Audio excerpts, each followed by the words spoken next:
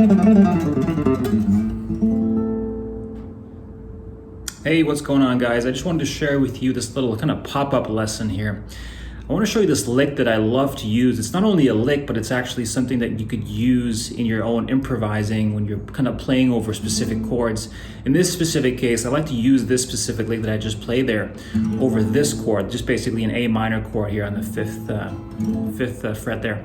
And what I do is typically, let's just go over the scale first. And what I'm going to do is I'm going to play the scale for you once. It's going to be basically a G mixolydian. And it sounds like this. It's 3, 5, 7. 3, 5, 7, 3, 5, 7, 4, 5, 7, 5, 6, 7, and 5, 7, 8. Okay, so that's basically the scale that we're going to be working with.